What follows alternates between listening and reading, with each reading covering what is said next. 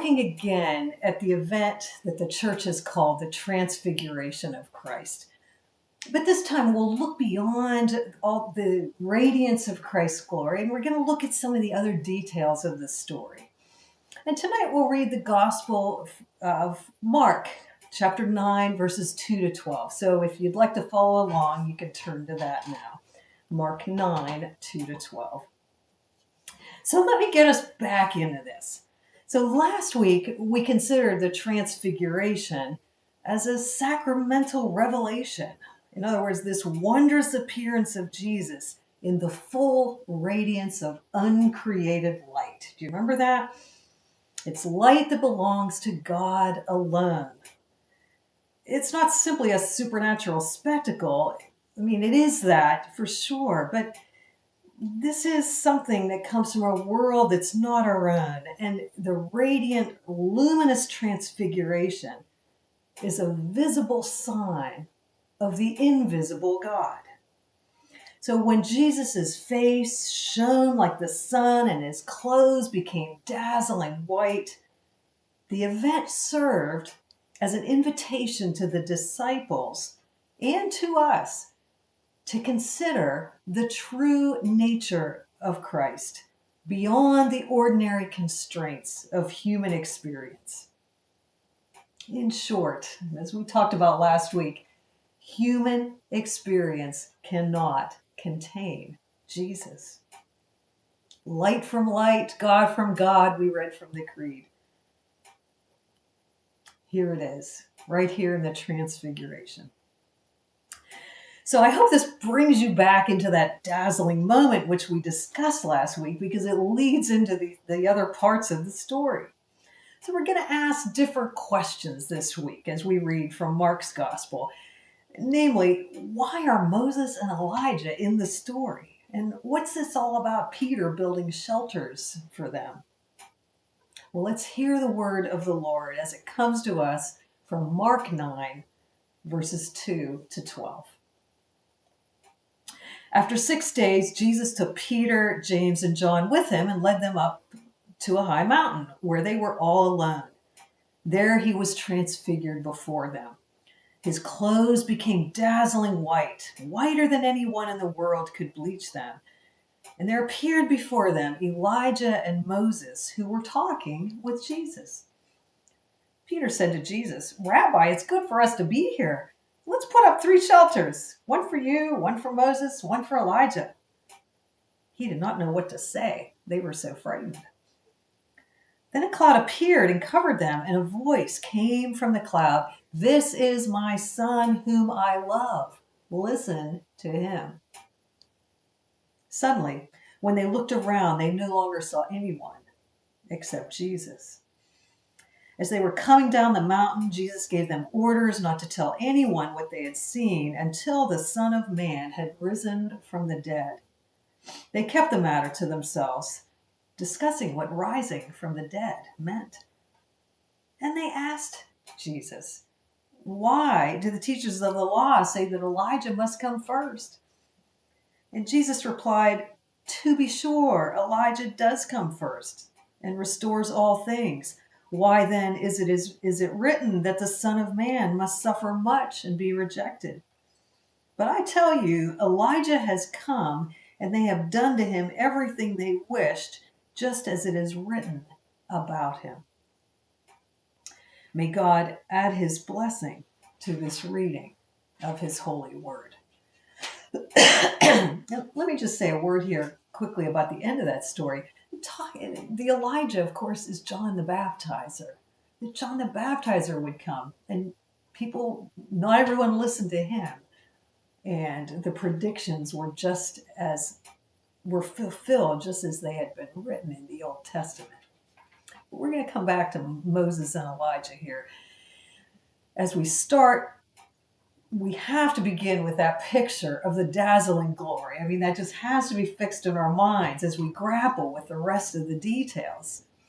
And let me point out here that the picture of Jesus that we get is not so unlike the one that we get in Revelation chapter 1, verses 14 to 15. And let me just read it for you. Tell me if this doesn't sound like our text tonight. His head and his hair were white, like white wool, like snow, and his eyes were like a flame of fire.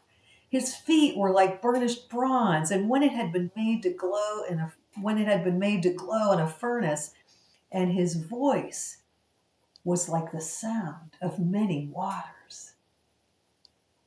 Wow. I mean, doesn't that sound like what the Jesus beheld here on the mountain in Galilee?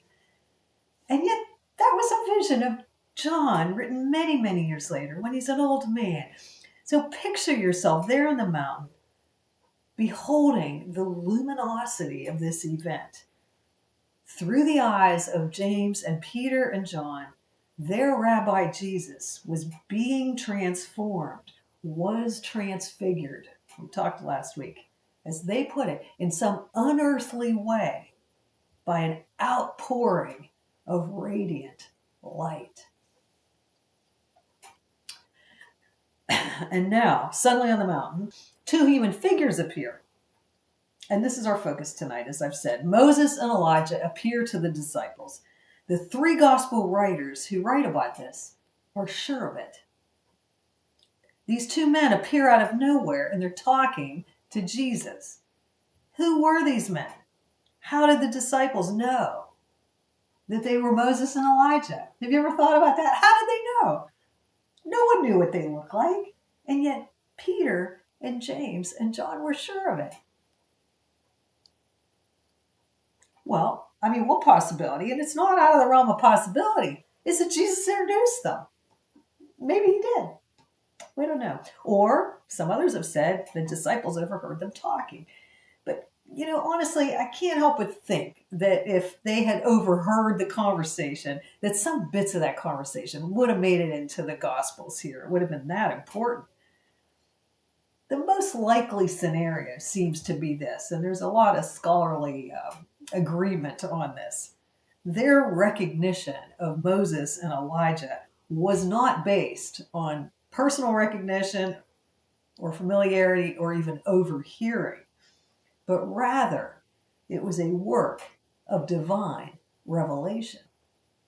I mean, everything else in this story is a work of divine revelation, so it makes sense that the overwhelming glory and radiant light surrounding Jesus created a context where the spiritual becomes unmistakable. And in this heightened moment, the disciples' spiritual senses were opened, enabling them to perceive the true identities of these figures. A spiritual revelation. And their reaction, verse 6, is that they were afraid. And so in his fear, when Peter can get himself together again, Peter quickly says, Rabbi, it's good for us to be here. Let us put up 3 shelters, one for you and Moses and Elijah. And of course, God immediately rejects that idea, speaking from the cloud of glory. The divine voice instructs the disciples to listen to Jesus, and thereby silencing Peter. And the scene is soon over, and they leave the mountain. So we want to ask tonight, why the shelters? What's with that? And why Moses and Elijah? Okay, let's start with the shelters. Why does Peter offer to build shelters, and can we learn anything from that? Okay, well, the word translated here in the New International Version, which we read, and in many translations of the Bible, is shelters. That's how the Greek word is translated. And some Bibles, like the English Standard Version, will say tents. And still others will say tabernacles, and others will say booths. It's a hard word to say. I mean, I grew up with the RSV. Anybody here grew up with the Revised Standard Version? I always had a terrible time picturing that as a child. Booths. They built booths for these, or he wanted to. Like, what does that even look like?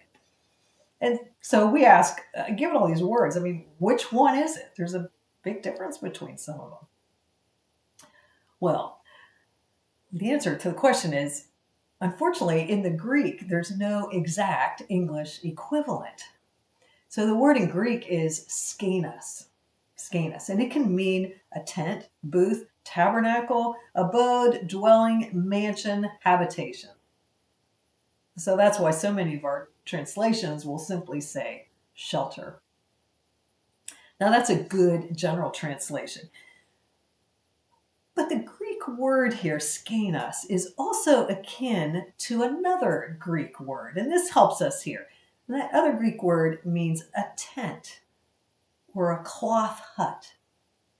It signifies a temporary dwelling. And that's important because that calls up the movable temple, if you will, of the Old Testament, called what? The tabernacle of God, where God was understood to dwell. Okay, now we're getting somewhere. Peter, understanding who he was beholding, these two heroes of the faith, and understanding that in a way they're partaking of Jesus's radiance as the three figures converse together. Well, Peter wants to build mini versions of God's portable temple. Now, very often, I don't know if you've heard this, I've heard this many times, people reading this passage to just simply write off Peter's reaction as just some dumb, impulsive thing. Silly Peter, we conclude. He wants to build shelters for these humans who have come from some other place. Well, okay, it was dumb and impulsive. Okay, Luke tells us he didn't know what he was saying. But let's just slow down a minute. Let's not be too hard on Peter here yet. From one angle, his suggestion actually makes some sense. So let me explain.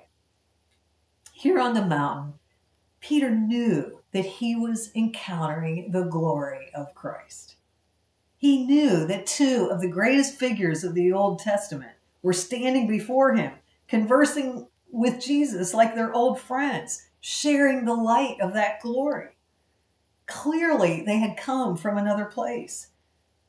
And Peter also knew, and this is important, that throughout the Hebrew scriptures, God's glory was too dazzling to behold. And that God himself had instructed people to build a tabernacle, a tent, and later a temple to shield his glory and represent God's presence.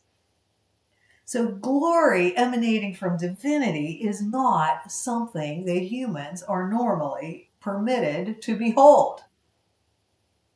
And, I kind of imagine it was like seeing someone half clothed. I mean, you just want to put a cover over that person, a coat. It's the honorable thing to do. And so Peter says, look, let's build tabernacles for each of you. We can do that. Well, Peter immediately learns that God does not need us to shelter us from his glory. I mean, that's the flaw in Peter's thinking. God reveals God's glory when, and how God wants to, right? There's nothing we humans can do to invite that or force God's hand. When God manifests his glory, and here it's Jesus's glory, it's a gift to us. A gift to us mere mortals, right? I mean, we don't control God. He is in charge, and we need to take that away from this text loud and clear. God is in charge. The proper response is to fall on your knees. And that's exactly what happens when the divine voice speaks. The bright cloud appears, and Peter is silenced, and the disciples fall to their knees in abject humility and worship. So here's the point. Despite humans' efforts to build memorials to the divine presence, I mean, think of it. Our churches, cathedrals, statues, all the things we've tried to do to memorialize or maybe even capture God's presence, we humans simply cannot create a tangible place to contain God. We cannot. God has and will make himself known to humans, perhaps through fleeting moments of transcendence. God's throne room, heaven, that's what heaven means, his throne room, where God is. It is not so far away. He can break into our space at any time. But, I was thinking about the movie Stargate. Do you remember that movie? We're never going to be like the people in that movie Stargate who control the portal to the unknown. So do you remember that? The scientists and the military people glory in their ability to control that portal to the unknown. I mean, they spin the outer structure of the ring, the Stargate. They line up the mysterious chevrons until that familiar whoosh of the gate comes and opens up to the other side. And there's that glimmery thing going on there, that portal. Well, God is not so far away, but that world of that movie is not our world. This is God's world we live in. He's in charge. We offer him our worship, not our demands. He will not appear to us through our own bidding. God will do what God will. And this is worth thinking about today, because I think many people in our day do think they control God, whether through the occult or through, say, supernatural revelations or experiences, or even through technology. We humans have always wanted to be in charge, but there's no controlling God. The divine voice almost seems to brush off Peter when he says, "This is my beloved Son. Listen to him." Those are wise words for you and for me. Listen to Jesus. Okay, Moses and Elijah. Let's talk about them. Why them? Why are they here?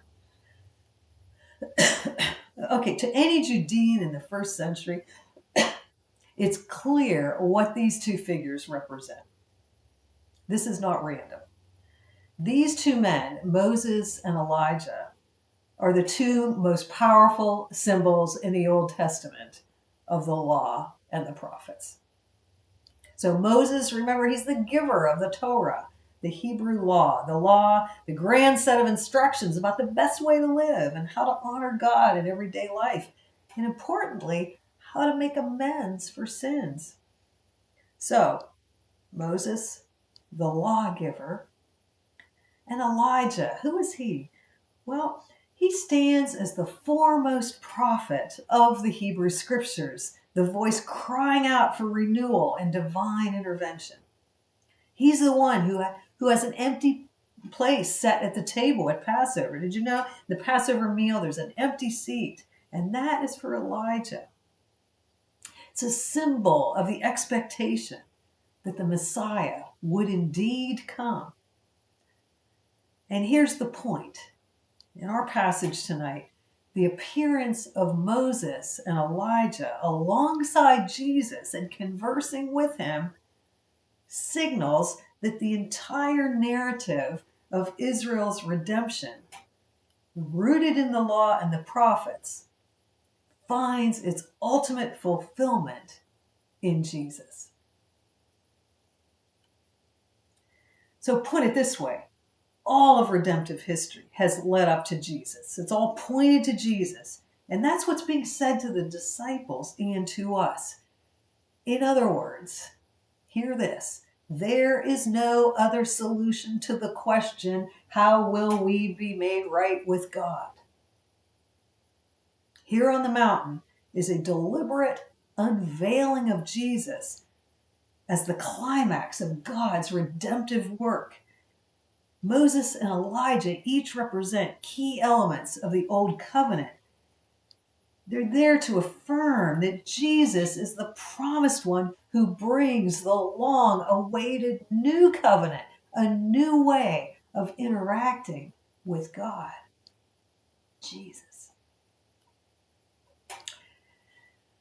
And it's not just that the old has gone and the new has come. It is that, okay, but there's so much more.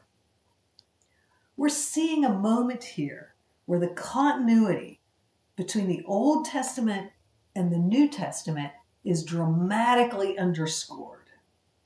All the signposts of the Old Testament, the laws, the prophecies, they're all summed up in the figures of Moses and Elijah. Those have prepared the way for Jesus' arrival. He is the one, and the scriptures are one unified narrative that unfolds God's purposes for humankind.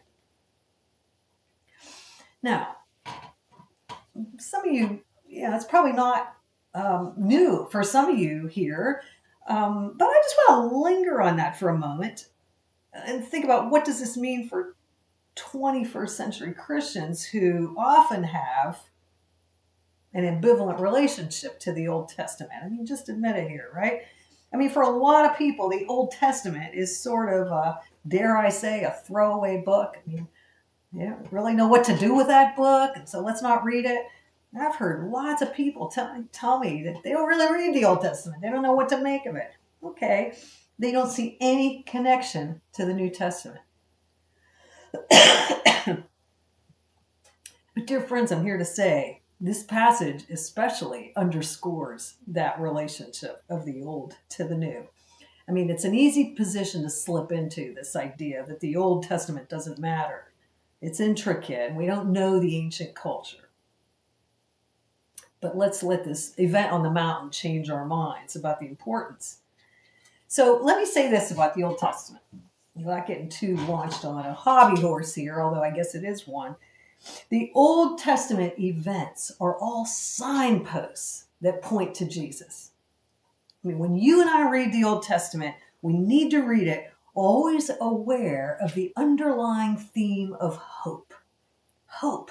Always aware that it points forward to Jesus. So whether we're reading about failed kings or prophets or people such as Ruth or Esther, we need to look for Jesus. How can we read that passage with the question in our mind, how does this point to God's theme of hope? How can we read Jesus in the passage? So get out your study Bibles, learn the culture, it's fascinating, and ask that question when you read the Old Testament. How does it point forward? How is this a signpost to Jesus? And I hope that helps you read with a sense of expectation and eagerness. And okay, so let me give you a few examples. Okay, you need some examples. Let me give you a few. Okay, take the promised land. God didn't promise the land to the Israelites for its own sake. The acquisition of land was never going to be the end point of the story. Did you hear me? That's not the point. It's not the end point. The promised land itself points forward to when heaven and earth will come together again and God will make his dwelling with us again, as it was in the beginning. The land, it's a signpost for God living with us one day. Well, okay, how about the temple? Let's take the temple. It was built by Solomon, rebuilt in the time of Nehemiah. How do we read that? Well, the temple is a place for God's presence, right? It signifies God's presence. And so it's a signpost to God's true presence among us. Looking forward first to Christ dwelling with us in the first century AD, and then when Christ returns at the end of time. The temple, again, is not the end in itself. If you go to Israel and you stand there, sometimes you wonder, it makes you think, is this an end in itself? I mean, it's almost worship or idolatry of the temple. But the temple was never the point. It's God dwelling with us that's the point. Okay, one more quick example. Failed kings in the Old Testament, well, they point to the hope of the one true king, don't they? And they also help us know how not to govern, too. We can learn about that.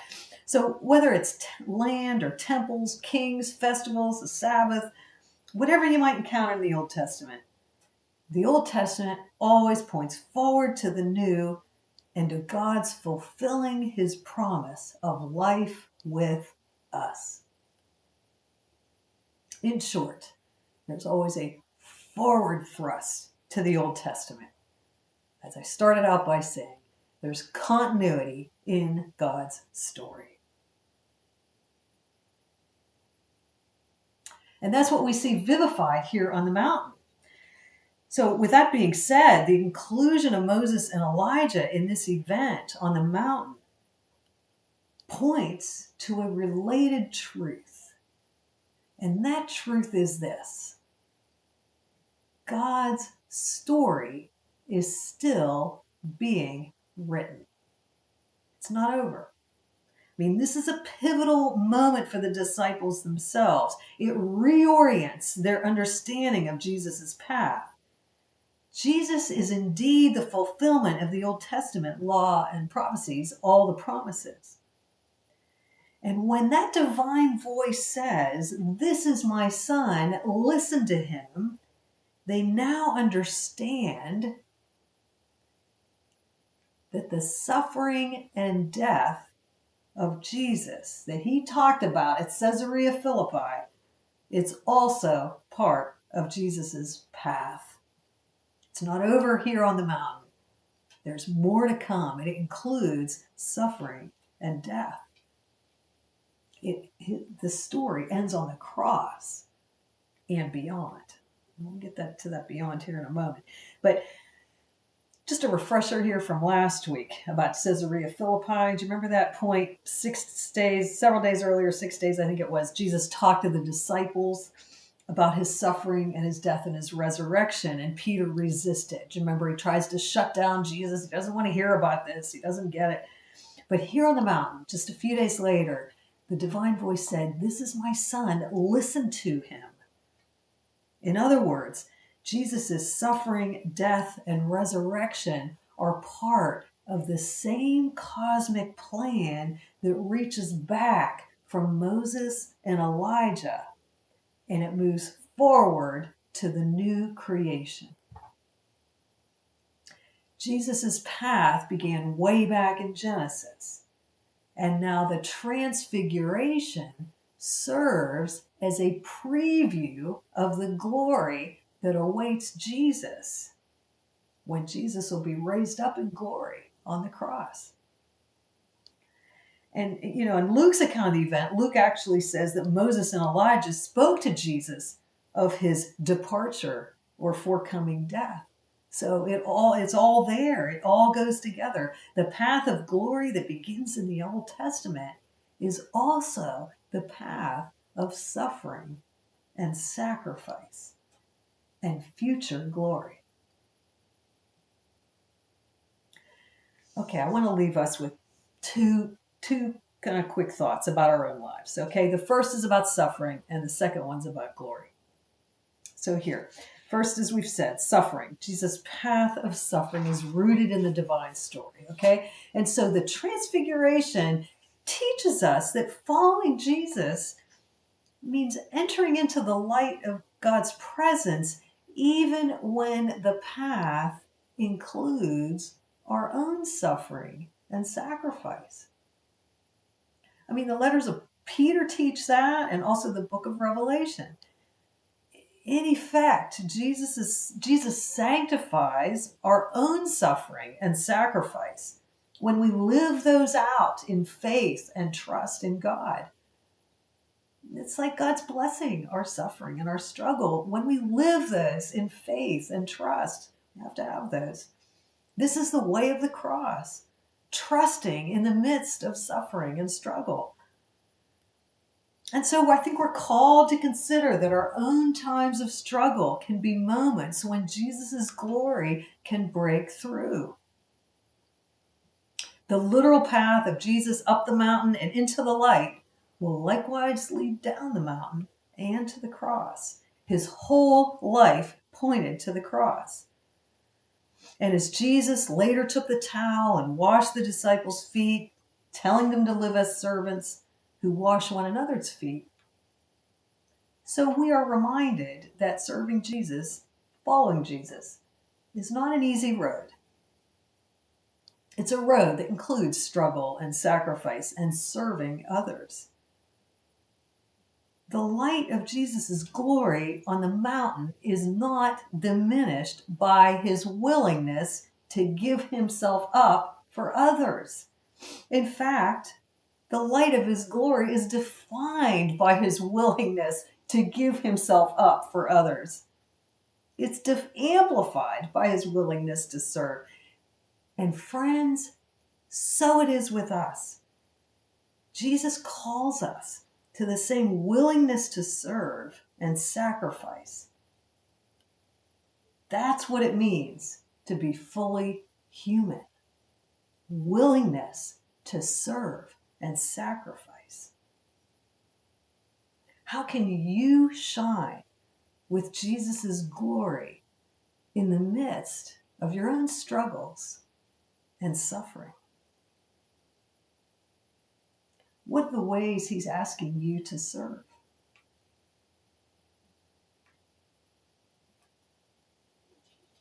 Okay, the second idea is glory, and I'll be shorter here. So, the transfiguration, as we've said, shows us that Jesus' human form is not diminished by his divine nature.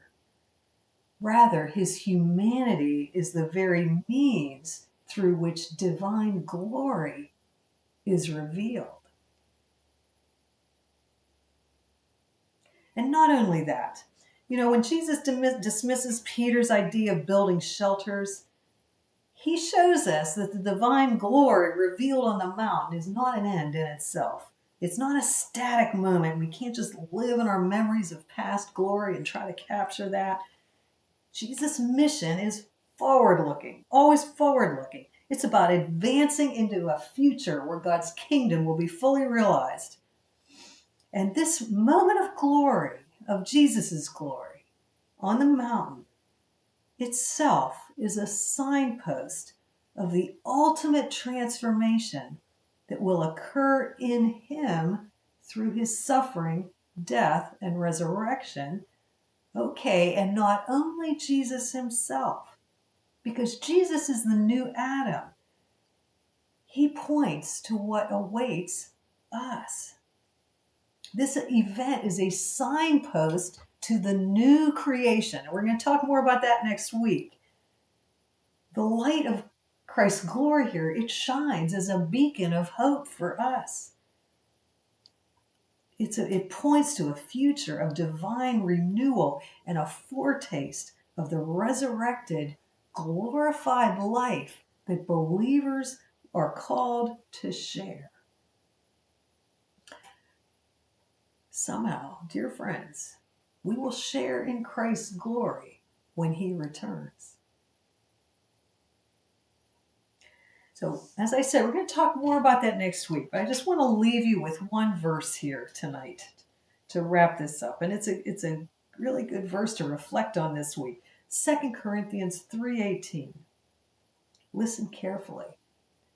And we all, who with unveiled faces contemplate the Lord's glory, are being transformed into his image with ever increasing glory, which comes from the Lord, which is the Spirit.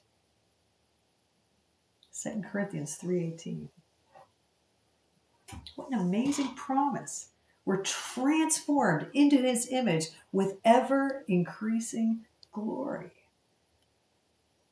Friends, we are already being transformed. His work, God's work in us, has already begun in this life so that we too may show forth God's glory and the glory of Christ.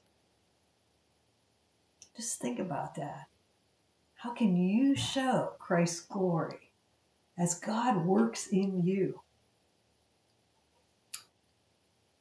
May each one of us shine for Jesus every day with ever increasing glory as we find new ways to serve and honor Christ. Amen.